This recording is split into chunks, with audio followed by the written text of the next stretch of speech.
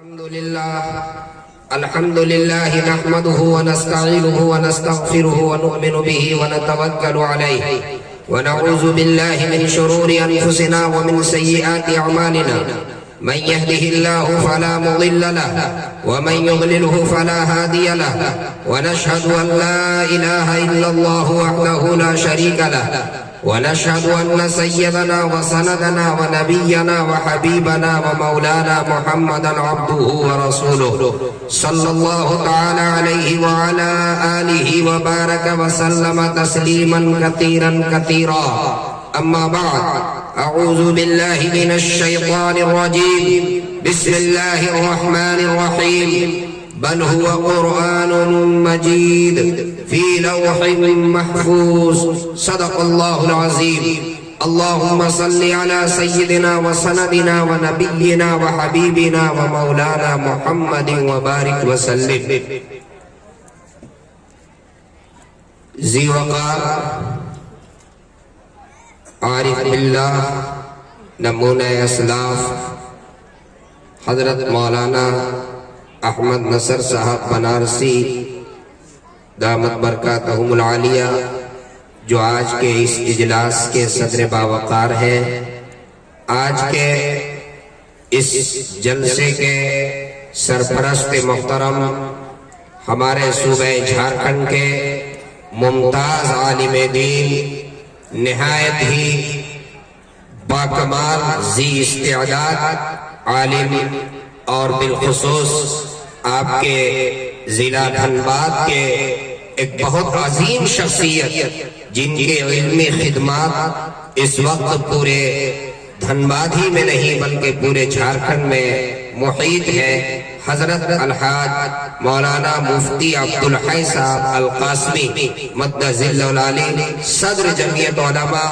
ضلع دھنباد، محتمیم مدرسہ جامع العلوم مہاراج گنج دھنباد، آج کے اس جلسے کو خطاب کرنے کے لیے تشریف لائے ہوئے ہمارے صوبہ اڑیسہ کے عزت و آبرو، صوبے کی عزت و آبرو، علماء دیوبند کی جان شان آن بان، مسلک دیوبند کے ترجمان، مناظر اسلام حضرت مولانا سید سراج الساجدین رحمت اللہ علیہ کے فرزند ارجمند، استاد حدیث حضرت مولانا مفتی نقیب الامین صاحب برقی مد ظل العالی، شیخ الحدیث ہمارے اسٹیج پہ تشریف فرما ہے۔ یقیناً میں مناسب نہیں سمجھتا کہ حضرت کی موجودگی میں آپ کا وقت ضائع کروں، لیکن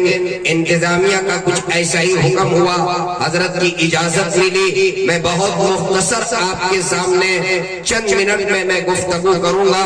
مجھے امید ہے کہ آپ بڑی توجہ کے ساتھ میری بات سماعت فرمائیں گے اور اس عزم اور اس ارادے سے سنیں گے کہ جو باتیں کہی جائے گی انشاءاللہ اس کے اوپر عمل کریں گے۔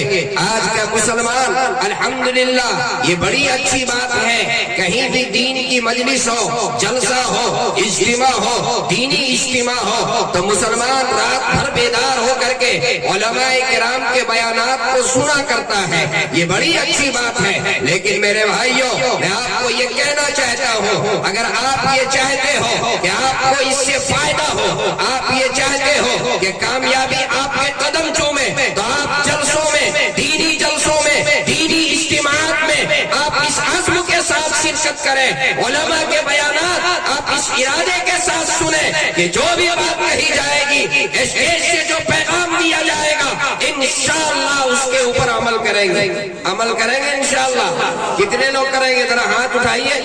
یہ مجمع نوجوانوں کا ہے، اور جس جلسے کے نقیب اعظم حضرت حافظ قاری مجاہد حسنین حبیبی ہو، اس جلسے میں سامعین کو نیند آ جائے یہ تو ممکن ہی نہیں، یہ تو ممکن ہی نہیں ہے۔ نوجوانوں کا مجمع ہے، مجھے نوجوانوں کو دیکھ کر کے ایک لطیفہ یاد، ایک نوجوان اس کی شادی ہوئی، نئی دلہن گھر آئی، اور پہلے ہی دن اس نے اپنی بیگم کے سامنے اپنے گھر کا قانون اور ضابطہ سنایا. یہ کہا کہ دیکھو اس گھر کا بادشاہ میں ہوں, اس کا حاکم میں ہوں, اس گھر میں میری حکومت چلتی ہے. بیگم نے کہا سرتاج بڑی اچھی بات ہے, آپ کی حکومت, آپ کے زیر حکومت میں حاضر. کیا حکم ہے؟ کہا کہ اس گھر میں دال کے علاوہ اور کوئی دوسرا سالن نہیں تھا. صبح دال, ناشتے میں دال, دوپہر کا پھر دال, رات میں پھر دال. پہلے دن دال, دوسرے دن دال, تیسرے دن دال. آخری میں بیگم نے کہا کہ کیا اور کسی چیز کی اجازت ہے؟ سبزی پکے گی, انڈا پکے گا, چکن کی اجازت ہے؟ کہا کہ نہیں, اس گھر میں میری حکومت ہے, یہاں صرف دال پکتی ہے, صرف دال کھانی. 1 مہینہ شادی کیے ہوئے 2 مہینے گزر گئے, 3 مہینے گزر گئے. 3 مہینے کے بعد وہ اکلوتی بہن تھی 7 بھائیوں پر. 3 مہینے کے بعد اس کا ایک بھائی ملاقات کے لیے آیا. ملاقات ہوئی, دیکھ کر آنکھوں میں آنسو آ گیا. بہن کے آنکھوں میں بھی آنسو, بھائی کے آنکھ میں بھی آنسو. دیکھ کر بہت پریشان ہوا. دیکھا کہ بہن بالکل سوکھ کر لکڑی ہو گئی. کہا کہ بہن کیا معاملہ ہے, کیا کھانا نہیں ملتا؟ کہ نہیں, کھانا تو مل رہا ہے لیکن صرف دالیں ہیں. ناشتے میں بھی دال, دوپہر بھی دال اور رات کو بھی دال. کہا کہ اچھا ٹھیک ہے, دال کا علاج کیے دیتے. یہ لو ایک گولی ٹیبلٹ, رات جب کھانے میں وہ بیٹھے تمہارے شوہر تو دال میں یہ گولی ملا کر کھلا دو اور ہمیں اس کی اطلاع کر دینا جس دن ملاؤ. کہا ٹھیک ہے. رات کے کھانے میں وہ دال میں وہ گولی ڈالا. وہ نشے کی گولی تھی, نشے کی گولی تھی. وہ دال کھانے کے بعد وہ بے ہوش ہو گیا, بستر پہ لیٹ گیا. اس نے اپنے بھائی کو فون کر دیا. 4 بھائی آئے, 7 بھائی تھے نا, 4 بھائی آئے اور چاروں بھائیوں نے پہلے اپنے چہرے پہ کپڑا لپیٹ لیا اور یہ جس بستر پر, جس چارپائی پر لیٹا ہوا تھا, اس کو جو ہے نشے میں دیکھنے کے بعد اس کے اوپر کفن اڑا دیا. اس کو کفن کے اندر ڈھک دیا, کفن پہنا دیا اور اس کی چارپائی چاروں بھائی مل کر اٹھا کر دوسرے کمرے میں لے کر چلے گئے. دوسرے کمرے میں لے جا کر لٹا دیا. اور اس کے بعد یہ لوگ انتظار میں رہے کہ ذرا اس کا نشہ کھلے, اس کی نیند کھلے. کچھ دیر کے بعد جب یہ نشے سے کچھ کھلا, نشہ کھلا, اس کی نیند کھلی, آنکھ کھلی, تو یہ اٹھ کے بیٹھ گیا. دیکھنے لگا یہ تو میرا کمرہ نہیں ہے اور یہ 4 لوگ, چاروں جو ہے پائے میں 4 لوگ بیٹھے ہوئے ہیں. یہ کون لوگ ہیں؟ چہرے کے اوپر کالا کپڑا ہے, ہاتھ میں کوڑا ہے. اٹھ کر بیٹھ گیا اور بیٹھ کر کے پوچھا کیا بات ہے, آپ لوگ کون ہیں اور میں کہاں ہوں؟ کہا کہ سنو, اب تو دنیا میں نہیں ہے, اب تو دنیا میں نہیں ہے, تو مر چکا ہے اور ابھی اب تیرا حساب شروع ہوگا. اور ہم لوگ فرشتے ہیں, چاروں فرشتے ہیں, اب تمہارا حساب و کتاب اب شروع ہوگا. کہا کہ کیا حساب ہے؟ کہا سب سے پہلے یہ بتاؤ کہ تم نے کیا کیا کھایا دنیا میں؟ کہا کچھ نہیں, صرف دال. کچھ نہیں, دال. کہا کہ سبزی نہیں کھائی؟ کہ نہیں کبھی نہیں کھائی. کہا کم بخت کہیں گے, اللہ کی نعمت ہری سبزی تم نے کیوں نہیں کھائی؟ اس کو 50 کوڑا مارو, 50 کوڑا مارو. اب 50 کوڑا جو ہے ایک بھائی نہیں. اس کے بعد پوچھا کہ بتاؤ کبھی چکن کھایا؟ کہ نہ چکن بھی کبھی نہیں کھایا. کہا 50 کوڑا مارو. اب دوسرا بھائی 50 کوڑا. پھر پوچھا کہ بتاؤ کبھی انڈا کھایا؟ کہا کہ نہیں انڈا بھی نہیں, دالیں کھایا. کہا پھر 50 کوڑا مارو. کبھی مٹن کھایا کہ نہیں؟ کہا پھر 50 کوڑا مارو. اب 1-2 کوڑے میں تو آدمی یوں ہی ہو جاتا ہے, 50-50 200 کوڑے لگ گئے ہیں.